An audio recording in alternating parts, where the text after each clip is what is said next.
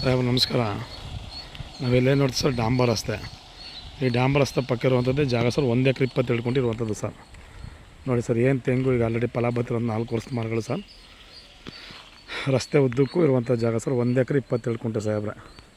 Pure red soil, general property, ಪ್ರತಿಯೊಂದು ಹಣ್ಣಿನ ಗಿಡ ಹಾಕಿರುವಂಥದ್ದು ಸಾಹೇಬ್ರೆ.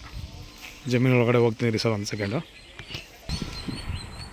ನೋಡಿ ಸರ್, ದೇವರು ಈಶಾನ್ಯ ಮೂಲೆಯಲ್ಲೇ ಗೇಟ್ ಇಟ್ಟಿದ್ದಾರೆ ಸರ್.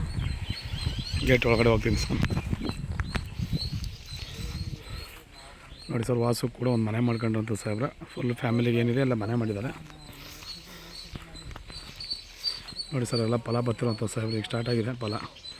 ಒಟ್ಟು 105 ತೆಂಗಿನ ಮರಗಳಿದ್ದಾವೆ ಸಾಹೇಬ್ರೆ. ಪ್ರತಿಯೊಂದು ಸೇಬು, ಬಟರ್ ಫ್ರೂಟು, ಸಪೋಟು, ಈರುಳ್ಳಿ, ದಾಳಿಂಬೆ, ಹಲಸು, ಮಾವು, ಪ್ರತಿಯೊಂದು ಕೂಡ ಸಪೋರ್ಟ್ ಒಂದು 50 ಮರಗಳಿರುವಂಥ ಸರ್. ಡ್ರ್ಯಾಗನ್ ಫ್ರೂಟ್ಸು, ಪ್ರತಿಯೊಂದು ಹಣ್ಣಿನ ಗಿಡಗಳನ್ನೂ ಹಾಕಿ ಒಟ್ಟು 105 ತೆಂಗಿನ ಮರ ಇರುವಂಥ ಸರ್. 1 ಎಕರೆ 27 ಗುಂಟೆ. ನೋಡಿ ಸರ್, ಪ್ಯೂರ್ ರೆಡ್ ಸಾಯಿಲ್ ಸಾಹೇಬ್ರೆ.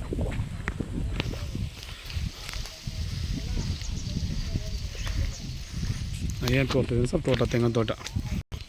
2 ಬೋರ್ ಇದೆ ಸಾಹೇಬ್ರೆ. ಅದ್ರ ಒಂದರಲ್ಲಿ ಮಾತ್ರ ನೀರು ಚೆನ್ನಾಗಿದೆ ಸರ್. ಅದೇ ಓಡ್ತಿರೋಂಥದ್ದು. ಸಪೋಟು, ದಾಳಿಂಬೆ, ಈರುಳ್ಳಿ, ದಾಳಿಂಬೆ, ಪ್ರತಿಯೊಂದು ನೋಡಿ ಸರ್ ಹಣ್ಣಿನ ಗಿಡಗಳು ಹಾಕಿರುವಂಥದ್ದು.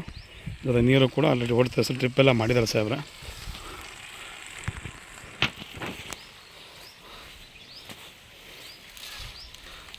ಡ್ರಿಪ್ಪಲ್ಲಾಗಿದೆ ನೋಡಿ ಸರ್.